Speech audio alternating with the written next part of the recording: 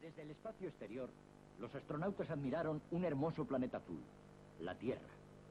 El luminoso manto que nos envuelve refleja el color de los mares y de las tierras con sus plantas y sus animales, la vida.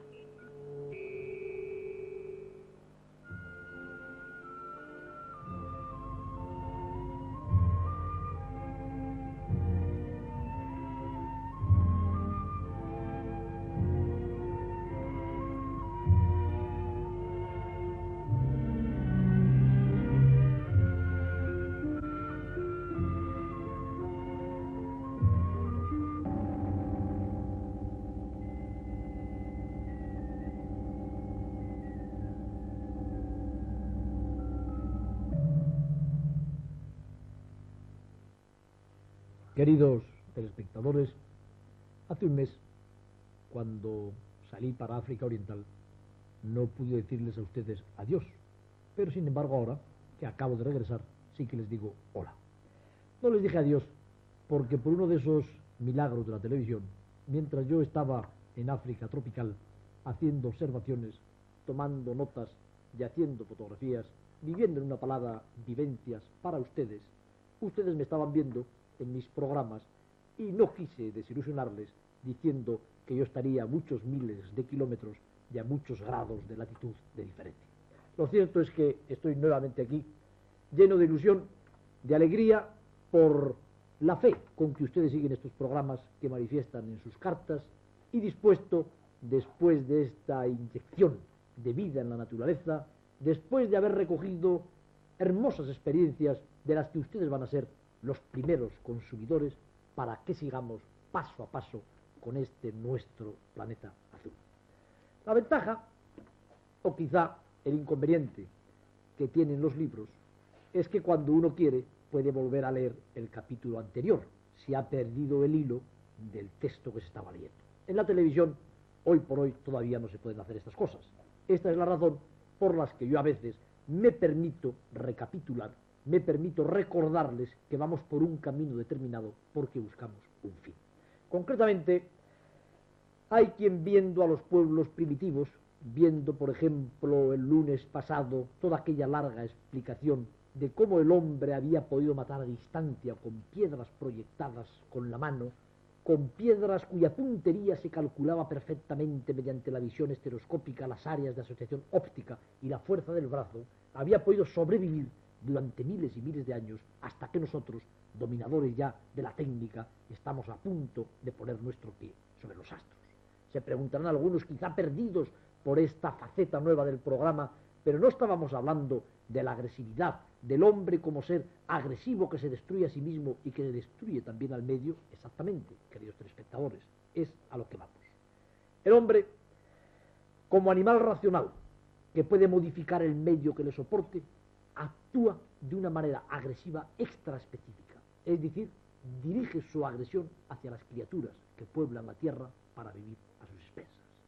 El hombre, como cazador primitivo, primitivísimo, que actúa gracias a esas piedras que lanza con la fuerza de su brazo, gracias a esos arpones que dirige con su portentosa vista, antes incluso del invento del arco, se encuentra en una fase primaria de lo que los hombres de ciencia llaman la depredación.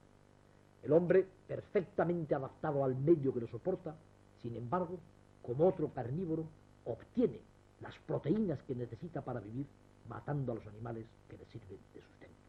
Hemos visto que en esa fase, que en ese estadio de la vida, posiblemente por un proceso de selección de comportamiento, el hombre es muy respetuoso del medio. El hombre no mata más que lo que necesita para comer. El hombre siente un profundo, yo diría que un religioso recogimiento ante la naturaleza. El hombre no quiere destruir su entorno porque quizá intuye, porque quizá sus instintos le dicen que si destruye lo que le rodea, se destruirá a sí mismo. Hoy ya no tenemos que matar animales con piedras poliédricas, con flechas o con venablos para sobrevivir. Hoy cultivamos campos, apacentamos rebaños, fabricamos útiles y estamos aparentemente por encima de cualquier problema que pudo acechar al hombre primitivo en forma de hambre, de sed, de fatiga o de enfermedad.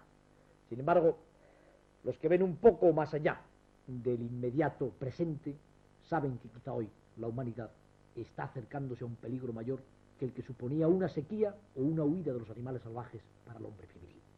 Todos sabemos que estamos contaminando y destruyendo el medio en el que vivimos. Nos han dicho que el mar ha perdido del 30 al 50% de su capacidad biogenésica, que la atmósfera se está emponzoñando, que los ríos arrastran venenos que matan a los peces, que el hombre, aprendiz de brujo, está poniendo en peligro su propia existencia al modificar el medio que el Creador le había dado para usar, pero no para abusar. Y nosotros, para tratar de explicarnos esa agresividad extraespecífica humana que está transformando al Homo sapiens en destructor de la Tierra, para ir después a contarles cómo se contamina la atmósfera, cómo se polucionan los mares, cuáles son los pronósticos de los sabios, qué es lo que convendría hacer para que salvemos este planeta azul, queremos profundizar primero en el comportamiento y en la mentalidad de los pueblos primitivos, porque quizá de allí partió esta carrera, yo diría que suicida del hombre actual, o quizá allí estaban los secretos de nuestra enmienda para que aprendamos a respetar a nuestro planeta. Por eso nos vamos, yo diría que volvemos a convivir con los pueblos más primitivos que pueblan la Tierra, tan primitivos que no conocen ni siquiera el arco, arma que, como saben, hace unos 10 o 20.000 años que se inventó. ¿Por qué estos pueblos que habitan en Australia, que reciben el nombre de Vindibu, es el nombre que se dan a sí mismos, no conocen todavía el arco y la flecha? Pues por una razón que no recuerdo en este momento si les he explicado. Sencillamente porque cuando estos tipos primitivísimos, con una forma de cráneo y de cabeza neandertaloide, cuando estos hombres llegaron de una zona que posiblemente se extendía por aquí, por el sudeste asiático, de isla en isla, saltando, aprovechándose que el mar entonces era mucho más bajo, hay quien dice que hace 15 o 20.000 años, hay quien dice que mucho antes, hasta el continente australiano, aún no se había inventado el arco, quizá en África, en Europa o en Asia. Fueron solamente con azagallas y con armas arrojadizas. Después el mar subió y los vindibus quedaron aislados en el continente australiano, hasta que mucho más tarde, 10.000 o 15.000 años más tarde, llegaron el capitán Cook y los famosos descubridores de estas islas y de estos continentes y colonizaron Australia y, en cierto modo, terminaron con la prosperidad de los famosos vindibus. Vamos, por consiguiente, a las imágenes cinematográficas para ver y para conocer a los vindibus.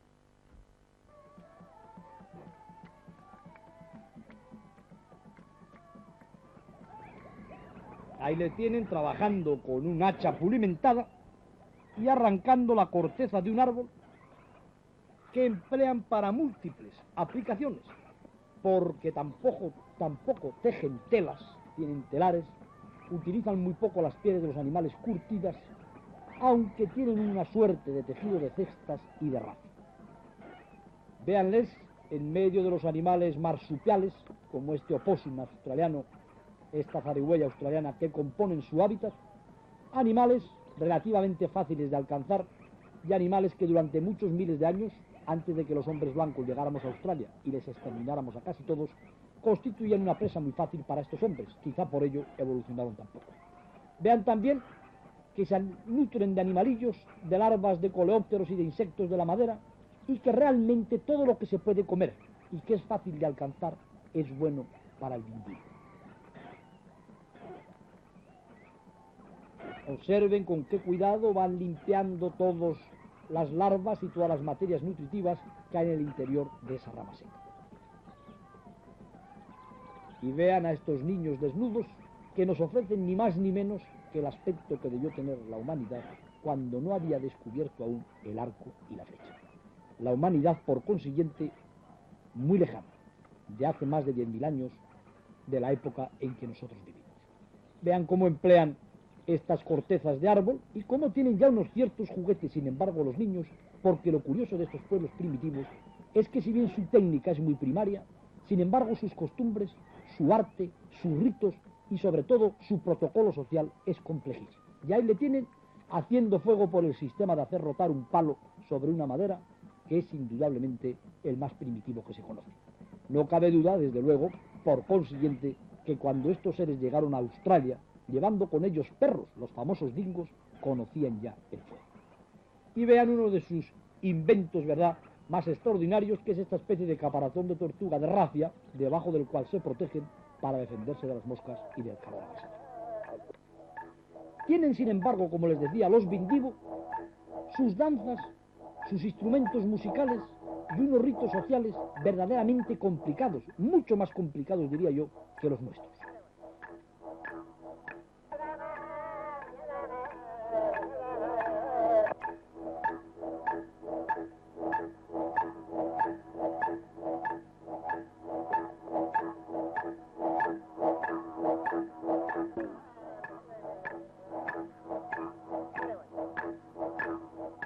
Todas estas danzas tienen un significado, todas estas danzas representan algunos ritos, representan algunos pasajes de la historia o de las ocupaciones diarias de los Vindivu.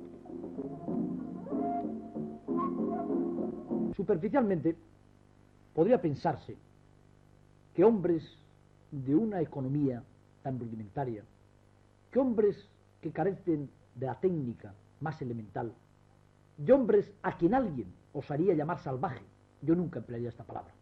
Creo que el salvaje siempre posee un arte, siempre posee una cultura, siempre posee una ética que quizá no sea como la nuestra, pero que desde luego es humana y es extraordinariamente respetable.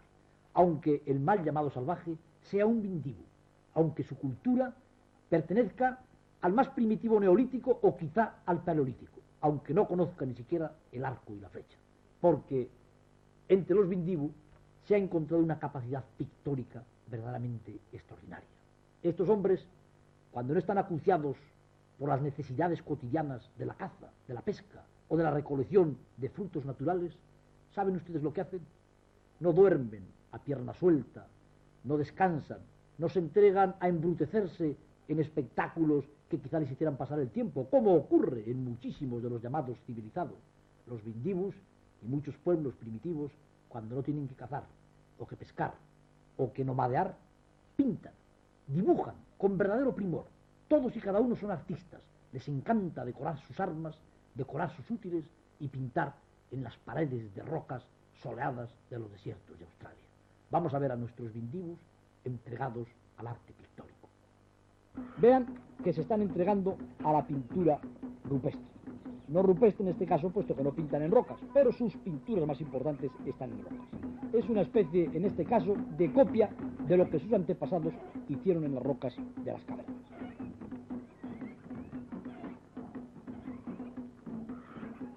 Ahí ven cómo mezclan las pinturas y ahí ven cómo con plumas que guardan cuidadosamente entre sus cabellos preparan pinceles que les permiten el hacer este arte tan delicado y este arte tan viejo que sin duda alguna tiene decenas de miles de años. No deja de ser asombroso que la humanidad, que esta humanidad primitivísima, que no conoce ni siquiera el arco y la flecha, que son nómadas, que no posee ni siquiera alfarería para llevar el agua, sin embargo se entrega ya pacientemente al arte, no solamente pictórico, sino al arte de la danza, al arte de la representación y al arte del canto. Ahí tienen a las mujeres Vindivu, que están recogiendo crustáceos en la orilla del mar y que les marca perfectamente como pueblos recolectores, es decir, pueblos que recolectan frutos y animalillos mucho más que grandes cazadores, que cazadores superiores como eran los famosos bosquimanos del Kalahari, que nos asombraron con su fortaleza y con sus conocimientos de los animales. Las pinturas que los actuales Vindivu y sus lejanos antepasados dejaron grabadas en las paredes de roca, en las rojizas paredes cuarteadas por los vientos secos de los desiertos australianos, han sido catalogadas, han sido estudiadas y han sido datadas por los hombres de ciencia. Son pinturas verdaderamente asombrosas, muy distintas de las del arte rupestre europeo o africano. Se ve indudablemente que nacieron muy aisladas de las corrientes culturales continentales, pero tampoco carecen de belleza y tienen hasta un significado que a mí me gustaría encontrar en ellas. Por ejemplo, hay las famosas pinturas radiográficas. Miren ustedes, este pez pintado en una roca de Australia y reproducido aquí para el programa Planeta Azul, en el cual se pueden ver los órganos internos, comenzando por la espina, por la columna vertebral, perfectamente representada por estos hombres primitivos, por los órganos internos con su membrana de flotación o natatoria, con sus aletas, en fin, con una anatomía verdaderamente bien representada por ser pueblos primitivos. Esto nos indica que, dotados de una buena capacidad para el arte, los aborígenes australianos conocían también profundamente y detenidamente a los animales que les servían de presas. No les utilizaban como simples vituallas, no se limitaban, como tantos cazadores que yo conozco, a derribar una presa que después ni siquiera recogen y ni siquiera observan con amor. Estaban profundamente obsesionados por los animales que constituían lo que podríamos llamar el pan suyo de cada día, aunque no fuera pan, sino carne. Era como una manera indirecta de agradecer a la creación el hecho de que cada día les entregara lo que necesitaban para vivir. Hay otras manifestaciones extraordinarias en el arte rupestre de estos pueblos. Por ejemplo, este grupo de mujeres que corren alegremente con grandes zancadas y que constituyen un bonito friso de una roca, de un abrigo australiano. Por ejemplo, esta otra pareja de guerreros adornados con plumas en la cabeza, extraordinariamente esbeltos y portando sus famosas azagallas con estos propulsores que son propios de los australianos, que precedieron al arco para cazar animales y que veremos poco después nosotros en acción cuando veamos a los australianos cazar.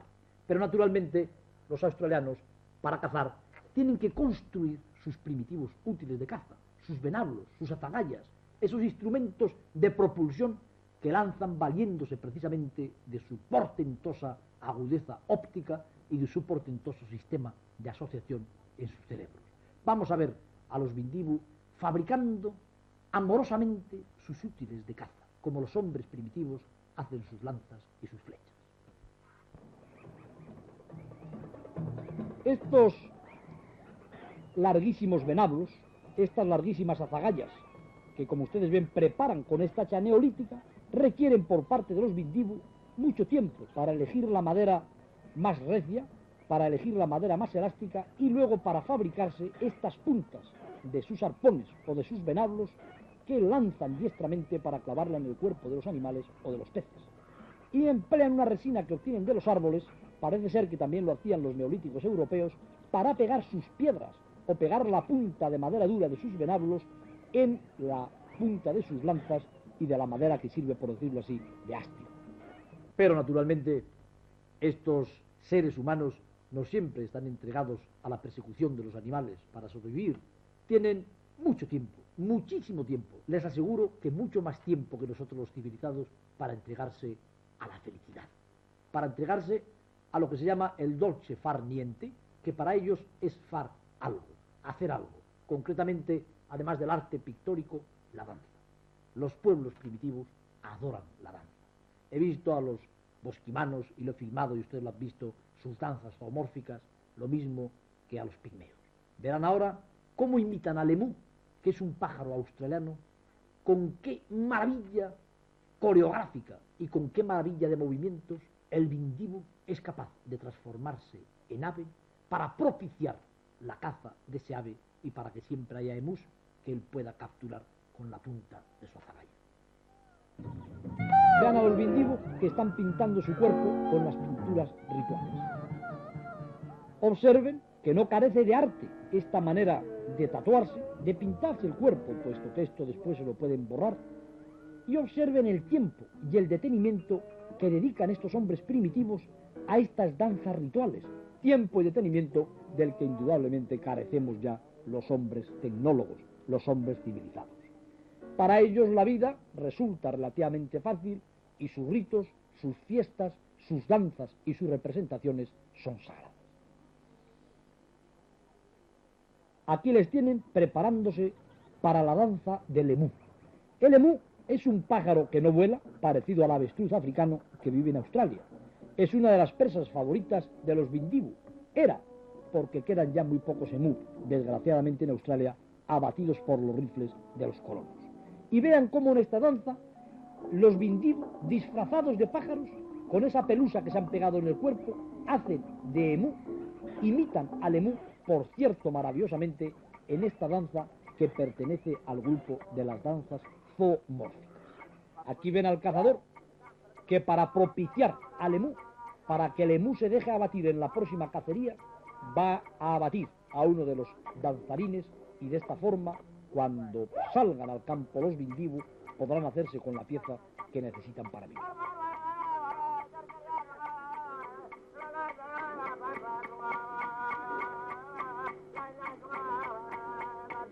Y este ha sido, señoras y señores, y también, queridos amigos, niños y jóvenes, nuestro gran paseo por tierras australianas.